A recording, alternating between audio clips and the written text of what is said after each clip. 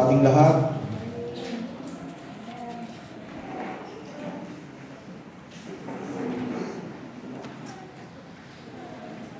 Medyo memorable po sa akin itong verse na to, mga kapatid.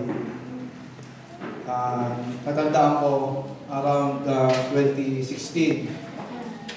Nung una akong tumayo dito upang mangaral din ng salita ng ating Panginoon. Ito yung na-assign sa akin ni Pastor Mitos na verse na ito, mga kapatid. At sabi ko nga, ito rin yung pina-impress muli sa akin, mga kapatid, nung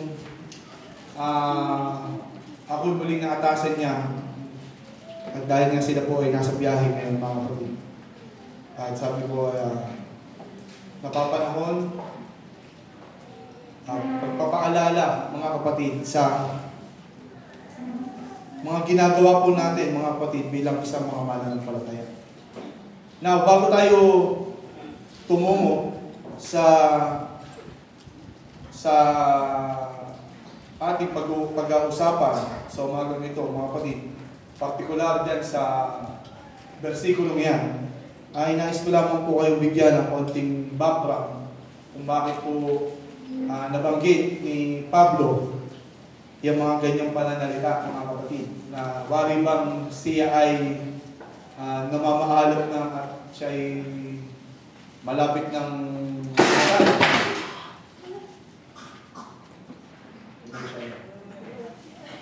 matibay yan, matibay. Okay, so ano ba ang pangyayari dito, mga kapatid? So, kung ating babalikan yung mga naunang mga talata, ay si Pablo ay dito, siya ay nasa ikatlo na niyang missionary journey. So, last missionary journey niya na ito. So, siya ay tumagal ng halos 3 taon sa Ephesus. Ito yung modern day ngayon, Turkey, mga kapatid. Sa bayan na ito ng modern day Turkey ngayon. So, doon ay halos 3 years siyang nag-stay at nangaral at nakapag-establish ng simbahan, mga kapatid. And then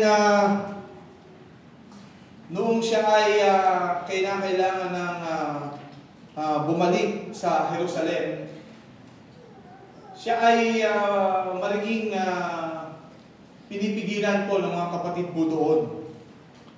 Ngunit kanyang pasiya ay ituloy yung kanyang plano na bumalik ng Jerusalem dahil sa kabila ng mga banta, may banta sa buhay dito. May banta na po sa buhay dito ni Pablo Gusto na siyang patayin ng mga kapwa niya Hudyo nung panahon ngayon. Kaya nga po, nung siya ay nasa Macedonia at sa Greece, at siya tumungo papunta ng Troas hanggang Miletus, nung siya nakaabot sa Miletus, ay doon niya ay pinatawag yung mga elders ng Ephesian Church, mga kapatid. At doon ay, kasi hindi na siya pumunta ng Efeso kasi baka madelay pa yung kanyang lakad, yung kanyang biyahe patungo ng Jerusalem. So, kalapit lang naman itong Miletus and Ephesians, kaya pinatawag niya at doon ay nagpaalam na siya, mga kapatid, sapagkat nalalaman na rin niya na ito na yung maaaring huli nilang pagkikita, pagsasama-sama, mga kapatid. Dahil nga matagal din yung kanilang pinagsamahan dito, mga kapatid. So, ito ay isang pangungusap na pagpapaalam. At dito kung atin pong matutunghayan, mga kapatid, at ating pagbubulay-bulay ang maigi, ano ba yung mga nais iparating ng talatang ito na ating binasa na sa pangungusap na ito ni Apostol Pablo. Hinati ko po sa 3 bahagi, mga kapatid, ang versikulong ito. At dito tayo mag-focus, mga kapatid. Yung una Anong sabi? Ang sabi dito, I consider my life worth nothing to me. By the way, ito nga palang aking ipapangaral na ito ay pinamagatan kong Are you doing your task? So, maaaring matanong mo sa sarili mo, ano ba yung task ko mga kasama? Ano ba yung task natin mga kapatid? So una binanggit dito, I consider my life worth nothing to me. Sabi ni Pablo. Ang aking buhay na waring sa akin ay mahalaga. So, para bang nagsasalita sa dito na ano na bahala na kung ano mang mangyayari sa akin sa pagbiyahe ko pabalik ng Jerusalem. Hindi na mahalaga yung buhay ko eh. Kung ano mangyayari, bahala ng Panginoon. Pero sa buhay natin mga kapatid, ano yung mga bagay na pinapahalagahan natin? Yung mga bagay tayong pinapahalagahan sa ating mga buhay. Ano sabi muna? Yung mga material things. Ang ating mga salapi. Mahalaga sa atin yan. At lahat ng tao, alam naman natin na kailangan yan. Pero sabi dito sa Matthew chapter 6 verse 24 we cannot serve two masters. So hindi tayo pwedeng maglingkod na dalawa yung ating pinaglilingkuran. Either itanggi mo yung, iwaksi mo yung isa o angkinin mo yung isa. Pero ano ba yung mas mahalaga sa atin mga kapatid? Pangalawa, ano ba yung mahalaga sa atin? Trabaho? Pag-aaral? Mahalaga din po sa atin yan mga kapatid. Lalo sa mga estudyante, kailangan nyo yan. Mahalaga yan sa inyo. Pero, ano binabanggit po dito sa Matthew?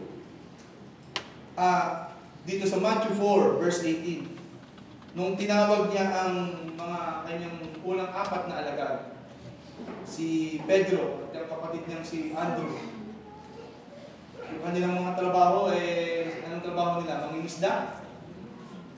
Habang sila ay nagkakas ng net sa dagat, ay tinawag sila ng Panginoon. And immediately, anong ginawa ng reply nila? Iniwan nila yung kanilang net. And then, they follow Jesus. Iniwan nila mga kapatid. Pangatlo, yung mahalaga sa atin mga kapatid, family. Of course, ang sadyang number 1 sa atin, yung pamilya natin, di ba? Pero sabi sa Matthew 10, verse 37,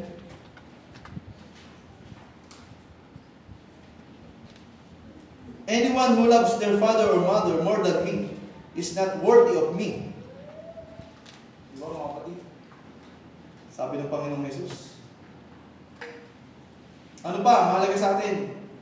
Itong ating buhay.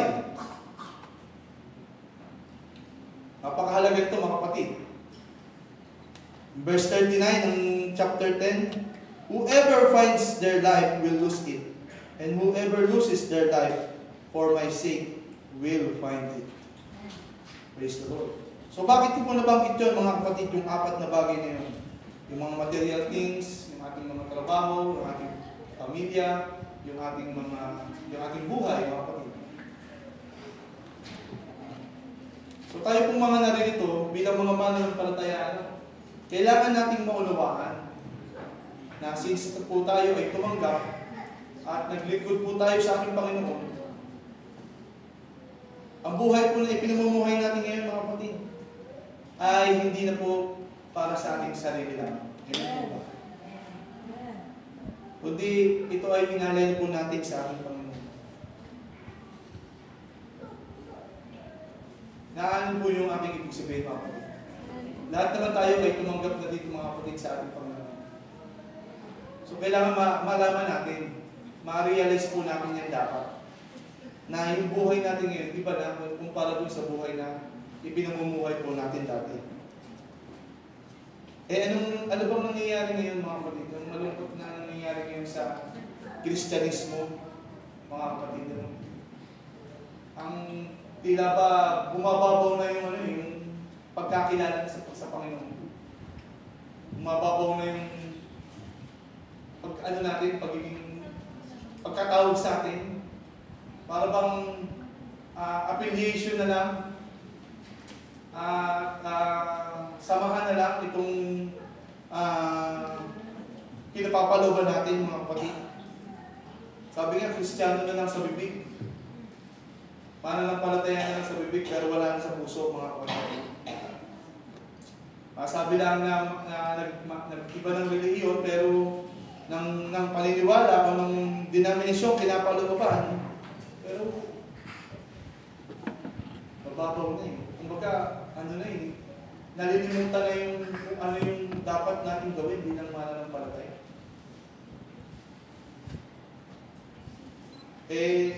Lalo na ngayon mga kapatid, di ba? Ano sabi ng Biblia ngayon? Ang tao sa huling panahon ay magiging maibigin sa kanyang sarili. Nakita na natin yan. Marami ng mga tao ngayon na mas inuulan nila ang kanilang sarili, ang kanilang kapakanan, mga kapatid. At nalilimutan na nila kung sino sila, kung ano sila mga kapatid sa estado ngayon ng buhay. Di ba? Hindi na tayo yung dati na pangkaraniwang tao lang mga kapatid. Remember, tinanggap natin ang ating Panginoong Jesus. Ang ating Panginoong Jesus mismo ang siyang sumaatin. Pero hindi natin ay pumumuhay. So dapat maibalik natin mga kapatid. Huwag tayong masyadong pahalagahan yung mga bagay. Although, mahalaga yan, kailangan natin yan sa ating buhay. Pero ang point is, kailangan meron tayong mas priority ngayon mga kapatid. At ang pinatutungkulan dito, tayo mga mananampalataya mga kapatid. Hindi dapat tayo manatili sa ganito mga kapatid na makontento tayo sa ating kinalalagyan. Bigyan, maging inspiration sa atin si Pablo mga kapatid na siyang tumanggap sa ating Panginoon, naglingkod sa ating Panginoon, and yet sabi niya, wala nang halaga ang buhay ko sa akin, kundi paglingkod ko lamang ko sa Panginoong Jesus. Yun ang kanyang aim na ngayon mga kapatid. So dapat tayong baguhin natin yung ating yung ating mga pananaw na ang paglilingkod sa Diyos ay bigyan natin ng lalim, bigyan natin ng mas higit pa kaysa doon sa una nating mga ginagawa. Ngayon, makarami tayong mga kapansin talagang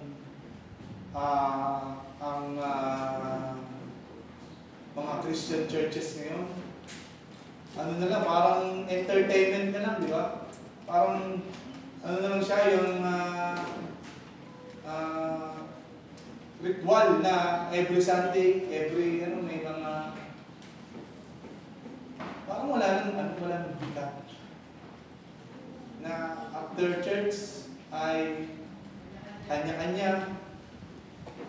Wala na yung sa atin na wala na yung bang na yung pagiging mainit talaga na parang tila ba nagmamadali ang bawat isa sa atin. So hindi po dapat tayo manatili sa ganun mga kapatid. Meron tayong dapat gawin, meron tayong dapat laging isa-isip kung ano yung buhay na meron tayo mga kapatid. Ikalawa mga kapatid, my only aim is to finish the race and complete the task and ministry the Lord Jesus has given you. So sa buhay natin ito mga kapatid, may kanya-kanya tayong mga takbuhin. So sa ating, tinutukoy ko dito mga kapatid, yung ating secular na ating buhay. Iba't iba yung mga takbo natin, di ba? So sa atin, may mga nagtagumpay, may ding namang nabigo, at meron pang hindi pa natatapos, ongoing pa, mga kapatid. But as believers, mga kapatid, sabi nga, may kaakibat itong task o kurso na tinanggap natin sa ating Panginoon. Hindi lang tayo basta tumanggap, mga kapatid, sa ating Panginoong Jesus. Kasabay nito ang takbuhin na dapat natin gawin. At ito ay ang kalooban ng Diyos sa atin, mga kapatid. Pakatandaan nyo, mga kapatid, na hindi tayo pangkalaniwang mananampalataya. Dapat natin itong panindigan at ipakita sa sanlibutan, mga kapatid. Bakit? Dahil kiniklaim natin, mga kapatid, na nasa atin yung katotohanan. Alam na natin yan. Kiniklaim natin tayo nasa katotohanan. Pero dapat, kung kiniklaim natin yung katotohanan, pakita natin, mga kapatid. Ipakita natin sa mundo, ipakita natin sa ating kapwa, mga kapatid, kung ano yung Diyos na pinaglilingkuran natin, mga kapatid. Sino nga baga yung nagbigay sa atin ng task o ng ministry sa bawat sa atin? Ang ating Panginoong Jesus, makapangyarihang Diyos, mga kapatid. E ano ang dapat natin gawin, mga kapatid? Una, mamuhay tayo ng may kabanalan sa harapan ng ating Panginoon. Kung wala ito, mahirap, mga kapatid, na magawa yung task and ministry na iniatang sa atin ng ating Panginoon. Di ba, ang hirap na gumagawa ka sa Panginoon pero namumuhay ka na walang kabanalan, mga kapatid, walang kapayapaan. Ang sabi nga sa Hebrews 12:14, follow peace and holiness, without which we cannot see the Lord. So, unang mamuhay tayong banal sa harapan ng Panginoon.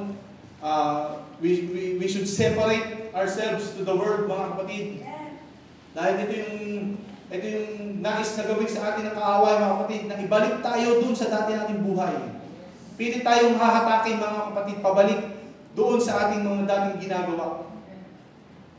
Kung wala sa atin ang kabanalan, paano mo matatapos yung task o yung ministry na pinagagawa sa atin ng Panginoon? Ang hirap, di ba, mga kapatid? Mabigat sa puso, mabigat sa kalooban. Siyempre, alam mo, mabuti yung para sa Panginoon, pero gumagawa tayo ng hindi kalugod-lugod sa Kanya, wala tayong kabanalan. Wala tayong tatapos, mabibigo tayo, mga kapatid. Hindi natin ito, for sure, hindi natin ito mapagtatagumpayan, mga kapatid, kung ano yung inihatang sa atin. Pangalawa, ang pag-ibig ang siyang nangingibabaw lagi sa ating mga buhay. Kailangan may kaaktibat itong pag-ibig. Pag-ibig sa ating Diyos, mga kapatid.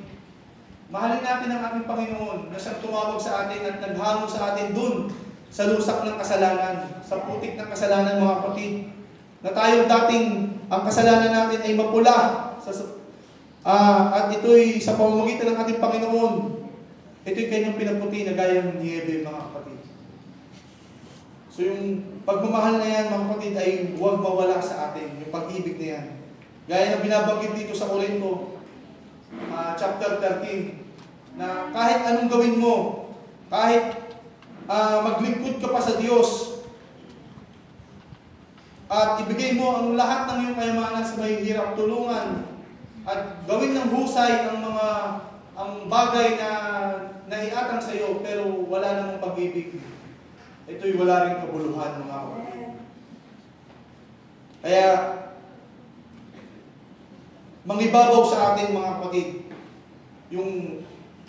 itong dalawang bagay na ito, yung task na ang ministry na iniatang sa atin, ay lagyan natin ng kabanalan at ng pag-ibig, mga kapatid.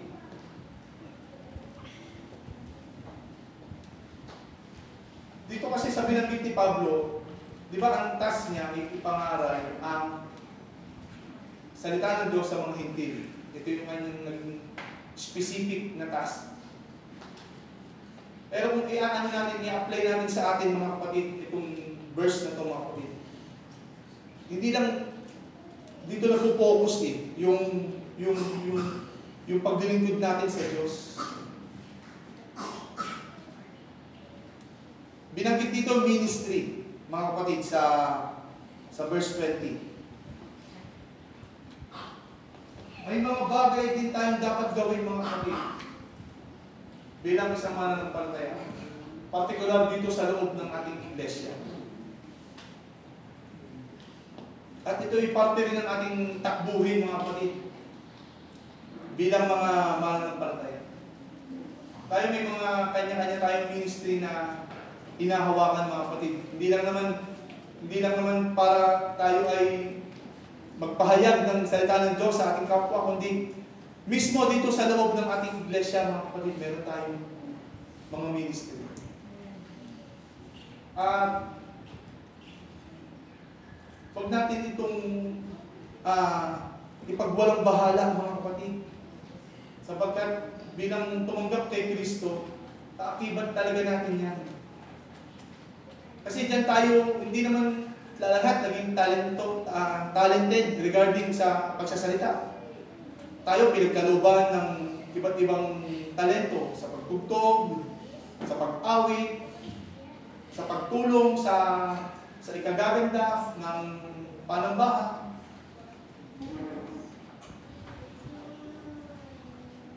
Let this verse be guide to us mga kapatid na ang ministry na ating hinahawakan ay pagseryosohan natin mga kapatid. Kung meron kailangan gawin at kaya mo, why not, di ba? Kaysa unahin mo yung mga bagay na alam mong hindi magiging kalugod-lugod sa Diyos. Kaya nga pinangalahanan tayo mga kapatid, lagi. Tayo ay Christian, mananampalataya na po tayo. Hindi na po tayo, kumbaga lahat tayo dito, dapat may pakialam na. Lahat tayo dito dapat concern na para sa gawain ng Panginoon. Hindi sa iilan lang mga kapatid. Ang ministry ay hindi lang para sa iilang tao. Remember, lahat tayo ang tinawag dito, kaya lahat tayo may ministry. And we should master it. Pagka hindi maganda yung pakiramdam at wala ka sa mood, hindi mo na gagawin.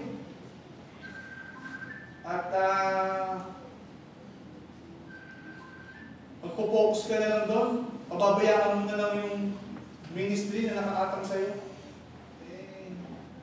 Sayang, di ba, mga kapatid? Tayo, dito sa ating church, marami tayong mga aktibidades na ginagawa. Marami tayong mga projects. Kailangan natin ng kooperasyon, ng tulong-tulong.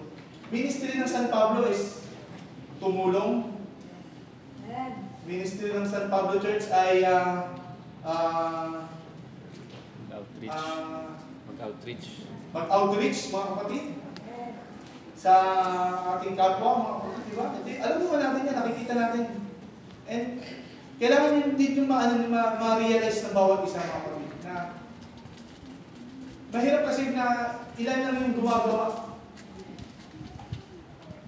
Mahirap kasi na sasabihin natin na kaya na nila yan. Pero ikaw, wala ka namang ginagawa sa bahay, wala ka namang mahalagang gagawin. At kumbaga, iaan mo na lang, pagpapasawalang bahala mo na lang, kaya na, matatapos din nila yan.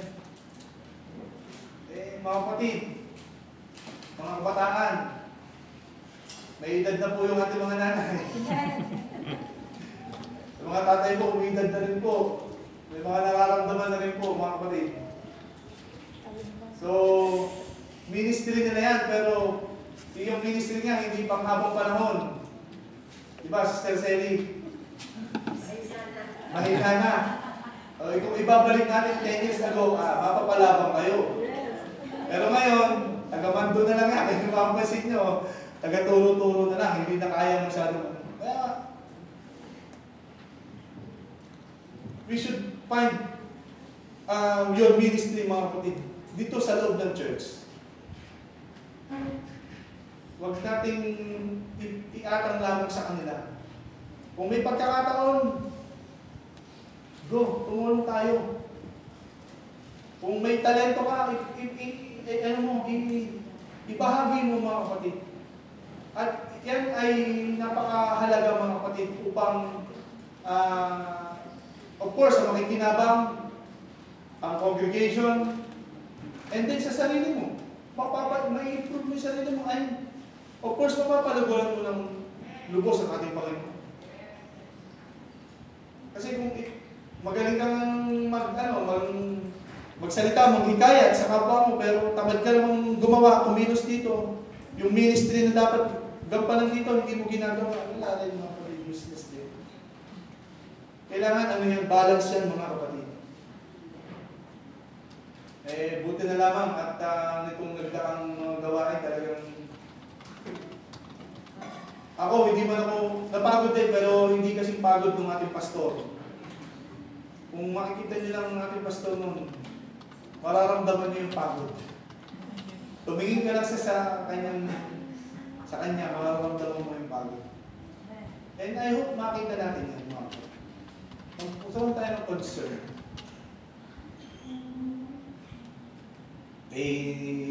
Sa ating mga nanay, laging prayer, hindi pala ako kasi, laging prayer request, physical strength. Baka ano naman tayo? Lagi na ng physical strength, healing. Ano yan? Maramdaman naman natin. Lagi na lang ganun, physical healing, prayer request, physical strength, frozen shoulder.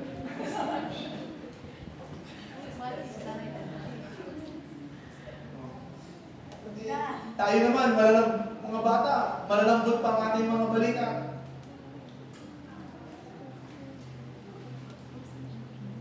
So, maging wake up call sa bawat isa, mga kapatid. And hindi lang ito yung time na darating na mga event. Remember, our church is a Bible school also. So, yearly, magkakaroon po ng commencement exercises, graduation, and other events. So, paano? Kung mga ilang taon pa, si Sister Selly pa rin ba? Mga kapatid, prayer request, matuwid na yung likod. Kasi tuba na eh. Sister Telma, Nanay Telma, kaganyan-ganyan na yan, pero sa Panginoon na lang talaga umuhugot ng lakas siya. Diba, yun yung ministry niya eh. Yun yung gusto, natutuwa siyang gawin niya. And makita sana natin ito, mga kapatid. Maging inspirasyon natin na ito rin magawa natin. Napakasarap na gumawa sa Panginoon. Nagsama-sama po tayo. Na hindi lamang sa iilan, mga kapatid. Kaya nga, di ba, pag naisip mo, bakit si ganito? Maayan mo na lang na, sige, kaya ko naman. Pero I hope, mga kapatid, na maging wake up call sa atin itong mga nagdaang mga event po natin. Kung gano'n ang pagod at hirap ng bawat isa. Kasi, remember, lahat ng ginagawa natin sa Panginoon, ministry yan. Ministry yan, mga kapatid. Kaya huwag mong baliwalain. At kung sabihin mo maliit yan, tagawalis ka dyan. Eh, paano kung hindi winalis siya? Paano kung hindi pinunasan niya? Di ba? bisita natin ng mga nakaraan, district presbyter, vice president ng Ecuador, o na sino pa mga sectional presbyter, mga pastors. Kung hindi natin ginawa yung bagay na kung walang nagpunas dyan, walang nagpunas dyan, sino ang magiging mapupulaan?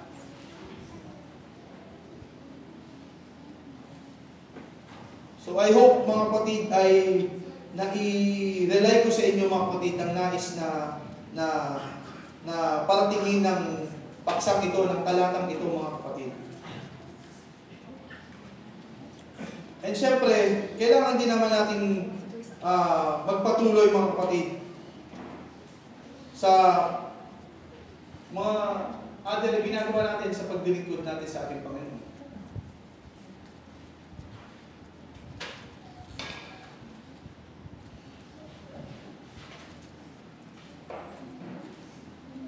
The task of testifying to the good news of God's grace. So dito naman tayo darako mga kapatid. We are here to be an ambassadors of Jesus mga kapatid. So tayo bilang mga mananampalataya, bilang mga tumanggap kay Kristo, tayo yung kanyang mga sinugo mga kapatid. We are sent to preach and teach the gospel sa mga tao na hindi pa nakakakilala sa ating Panginoon. We are commissioned to make disciples, mga kapatid. Hindi lang ito para sa mga pastor, sa mga elder, kundi sa lahat po ito, mga kapatid. Nakaatang po, mga kapatid, itong gawain ito, according to Matthew 28:19. So, may pananagutan tayo, mga kapatid, sa ating kapwa, sa ating mga mahal sa buhay na hindi pa po nakakakilala sa ating Panginoon. Kailangan natin namang ipagpatuloy din ang pagpapahayag ng mabuting balita ng ating Panginoong Jesus upang sa ganon mga kapatid ay ang kaligtasan ay maipalaganap mga kapatid sa lahat ng tao.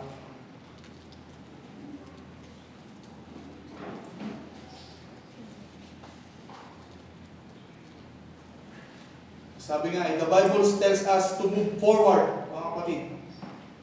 Not to be stagnant or move backwards, mga kapatid. Kailangan sumulong tayo, mga kapatid, sa paglilingkod natin sa ating Panginoon. At gawin natin yung mga bagay na ipinagagawa sa atin ng ating Panginoong Jesus. Upang sa ganoon ay kakamti natin ang reward na kanyang ipagkakalob sa atin mga kapatid pagdating ng takdang panahon.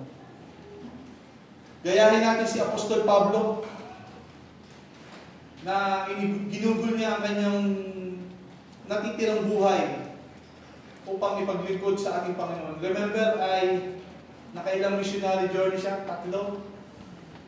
Halos nilibot niya ang Europa pang ipalaganap ang salita ng ating Panginoon, ipahayag sa mga hintil.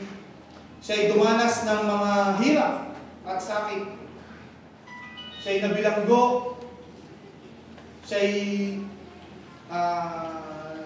nasugatan, sinaktan. Pero hindi ito yung naging hadlang, mga kapatid, upang hindi niya tapusin yung task na binigay sa kanya ng ating Panginoon. Sabi niya dito mga kapatid sa 2 Timothy chapter 4, verse 7. I have fought the good fight. I have finished the race. I have kept the faith. Now there is in store for me for the crown of righteousness, which the Lord, the righteous judge, will award to me on that day. And not only to me, but also to all who have longed for His appearing. So gayahin natin si Apostol Pablo, mga kapatid, na kanyang ipinakita na kahit pa kamatayan, kahit pa panganib, mga kapatid, ay kanyang susungin. Maganap lamang niya ang kalooban ng Panginoon yung binigay sa kanya. Hindi man tayo kasing galing ni Pablo na mangaral, mga kapatid, pero meron tayo angking galing, mga kapatid, na ibinigay sa atin ng aming Panginoon. Kaya huwag natin itong sayangin.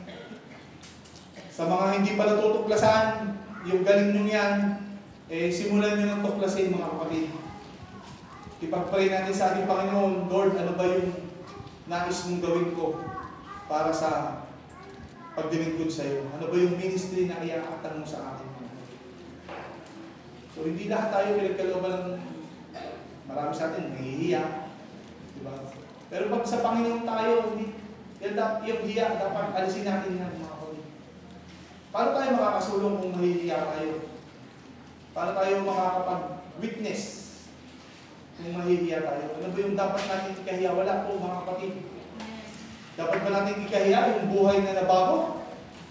Kung ano ka dati? Hindi dapat tayo manahimik, mga kapatid. At lalo pa ngayon, na ang mundo ay nababalot. Masyado ang mundo ay nababalot ng mga maling aral. Napakarami pong mga nagsulputan ngayon na maling aral. Kahit mga mananampalataya ay nadadaya. Na nagkakaroon ng confusion, mga kapatid, sa kanilang paniniwala. So kung mananahimik tayo, baka tuluyan silang mawala, mga kapatid. Ang sanlibutan, maraming ipinanunukala, mga kapatid, na mga mabigandang bagay sa paningin ng tao. Paano kung dyan tayo na-focus?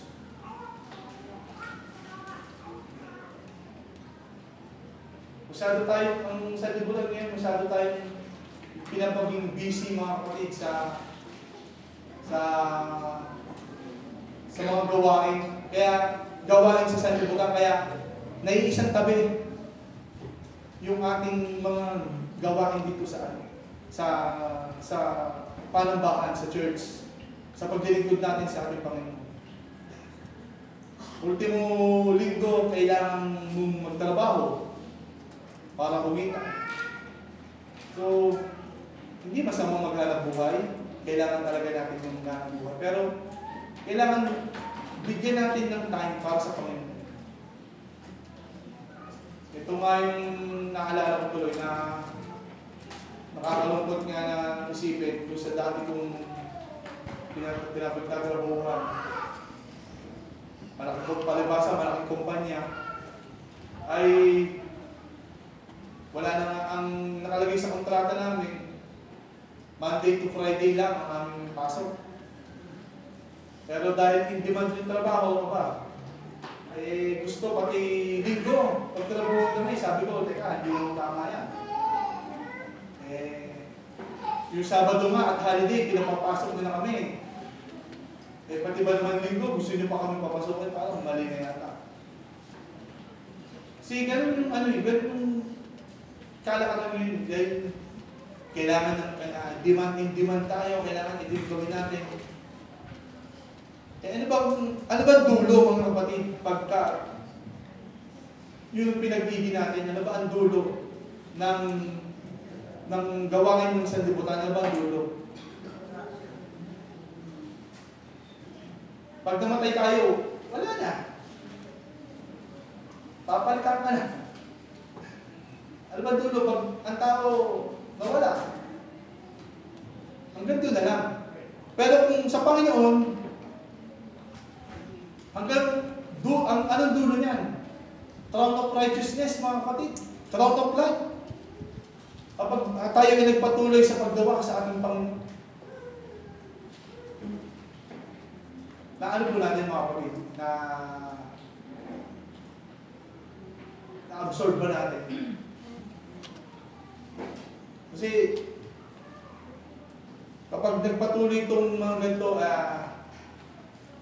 sabi ko nga, marami talagang malalamig. Maraming mapapahamak. challenge din sa atin yan bilang mga mananampalataya. Lalo sa inyo mga kabataan. Dating kasi sa point nyo, siyempre, tatapos kayo sa pag-aaral, magkakaroon kayo ng hanap buhay. So, ipag-pray nyo sa Panginoon, ipagplanuhan nyo na yung makukuha yung hanap buhay o trabaho ay hindi makakasagabal o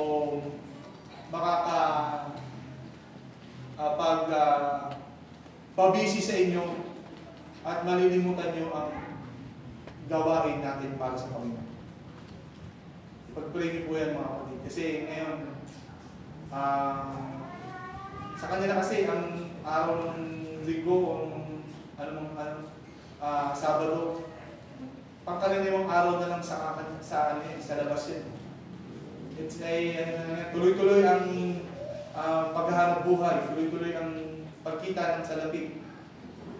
Kasi nga, hindi naman sila hindi nila naiintindihan. So, kayo mga kabataan, sikapin yung mga kapatid na pag-pray sa Panginoon na yung makukuha yung hanap buhay, kapag dumating sa point yan, na walang pasok para sa Panginoon. Kaya kumuha kayo ng civil service. Pag-take kayo ng civil service para apply kayo lahat sa gobyerno. Para sigurado Sabado at Linggo, nakahaliday mo ang pasok. Hindi, totoo yun. Pag pinapasok kayo ng Sabado at Linggo, pwede kayo magreklamo sa dole ng brother kayo. Yun yung natin ngayon, kasi sa mga private companies ngayon, iba eh. Anong naiisa sa alam-alam, di ba? Kaya marami pong nandalamig, maraming nawawala dahil dyan. So, just remember mga kapatid, tayo ay hindi pangkaraniwang mananampalataya. Hindi tayo basta tumanggap sa ating Panginoon na basta lang I am born again. Hindi po ganoon mga kapatid. Tumanggap tayo sa Panginoon, may kaakibat itong responsibilidad, obligasyon para sa kanyang gawain mga kapatid. Yan po ang aming tandaan mga kapatid. Diyan naman ang Panginoon naman natin, hindi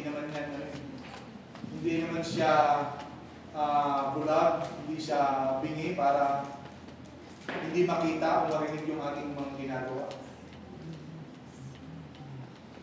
Ang Diyos naman natin ay hindi tayo pagkukulangin mga kapatid. Hindi na tayo pababayaan sa buhay natin ito. Sa dami na natin mga matotoo, sa dami na natin mga naranasan, di ba mga kapatid? May pa ba tayo tatalikod at manlalamig mga kapatid?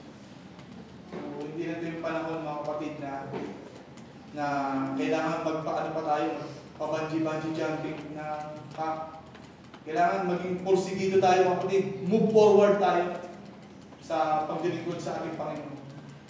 At tapusin natin yung task mga kapatid hanggang sa dulo. Kung hindi natin matapos, dahil nag-rapture, kung hindi mas maganda, doon tayo sa kalagitnaan. Matapos natin at mapakuha na tayo ng kuhanin ang buhay na ito ay kuhanin ng Panginoon, at least na doon tayo sa point na yun. At siya yung magbibigay sa atin ng reward. At sasabihin sa atin ng Panginoon, welcome, thy good and faithful servant. Amen. So, napaka-halaga nito mga kapatid. Tandaan natin yan mga kapatid. Itong verse na yan na ating binasa. But none of these things move me. Neither count I my life dear unto myself, so that I might finish my course with joy and the ministry which I have received of the Lord Jesus, to testify the gospel of the grace of God. Praise the Lord. Tayo lahat ay tumayo mo. Hallelujah. Hallelujah. Thank you, Jesus.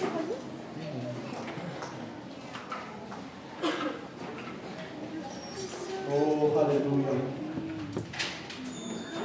Habang may panahon pa, mga